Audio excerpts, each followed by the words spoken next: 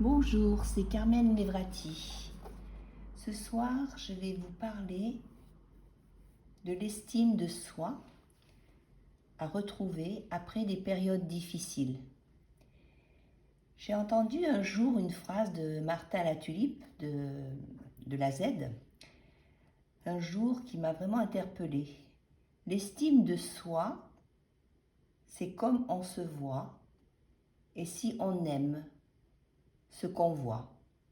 Je trouvais que cette phrase était vraiment parlante. Parce que c'est vrai que l'estime de soi crée en nous le bien-être, la confiance en soi, bien sûr, l'envie de réussir et d'aider les autres, car on se sent bien, on est bien. La chose la plus importante qu'on nous apprend en coaching sur l'estime de soi, c'est d'être en totale cohérence avec ses valeurs. J'ai découvert ça il y a très peu de temps en PNL et on a travaillé sur nos valeurs. Alors c'est quoi? C'est mettre notre focus sur ce qui est important pour nous en priorité avant les autres.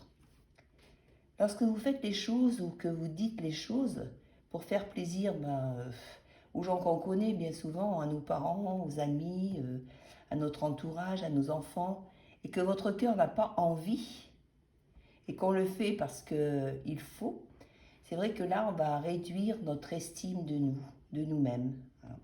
J'ai longtemps été dans ce schéma et je reconnais que cela demande beaucoup de courage de s'y confronter. Surtout si, comme moi, vous détestez le conflit. Alors prenez l'habitude de vous honorer, de vous écouter et d'agir en fonction de vous, en fonction de soi. Et cela à chaque action, à chaque décision, à chaque choix de vie. Misez toujours sur vous. Il ne s'agit pas de se culpabiliser, de se dire c'est bien, c'est mal, mais tout simplement de changer vos comportements doucement, un petit pas à la fois. Personnellement, il m'a fallu des années pour changer mes habitudes. Je l'ai fait petit à petit dans mon quotidien.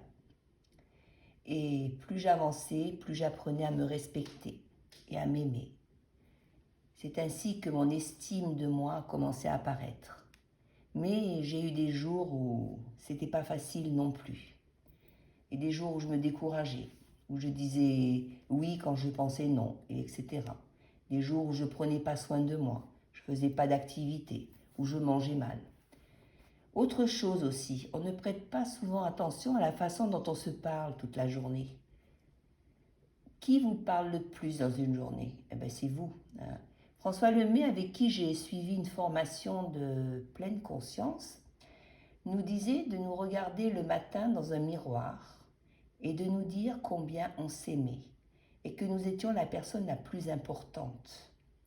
Alors c'est vrai qu'au début c'est un exercice qui n'est pas facile, on a l'impression d'être prétentieux, mais sans prétention. L'essentiel c'est vraiment de s'aimer. Et si vous ne vous aimez pas, comment voulez-vous aimer les autres? Et puis franchement, autant passer du temps avec quelqu'un que vous aimez, non? Beaucoup de gens ne reconnaissent pas leur talent aussi, et combien ils sont brillants. J'ai fait aussi partie de cette catégorie, longtemps. Pourtant, on est tous nés avec des dons, des talents, des choses qu'on réussit. C'est simplement à nous de les développer. Et quelque chose qui fait monter vraiment le baromètre de l'estime de soi, c'est évidemment de prendre soin, d'aimer son corps, prendre soin de lui, avec une bonne alimentation, une bonne hygiène de vie, une activité, bouger, respirer. Vous verrez que vous pouvez augmenter votre niveau d'estime en vous et tout simplement en vous donnant de l'amour.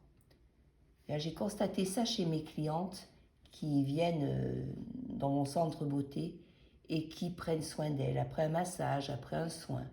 Elles sont complètement différentes quand elles partent. Et puis, une dernière chose, faites la paix avec votre passé douloureux. Peu importe ce que vous avez vécu auparavant, tout le monde a son sac à traîner, que ce soit joie, tristesse, ingratitude. dites-vous que les souffrances que vous avez eues ont un sens, car vous pouvez en faire quelque chose pour aider les autres. C'est mon cas aujourd'hui. La vie, c'est un changement. La vie, elle bouge tout le temps. Elle est ce qu'elle est. Et vous avez vécu ce que vous avez vécu. Et ça fait partie de votre vie. Et rien ne changera votre passé. Est-ce que vous devez gâcher votre présent pour autant? Non. Vous pouvez changer l'émotion qui y est rattachée et l'accueillir en acceptant. Voilà, j'espère que ma petite vidéo vous aura inspiré, vous aura plu. En tout cas, voilà, je vous souhaite une bonne soirée, une bonne journée, tout dépend où est-ce que vous vous trouvez à l'heure que vous regarderez cette vidéo. Si vous l'avez aimée, ben, n'hésitez pas à vous abonner et à mettre un petit pouce pour j'aime.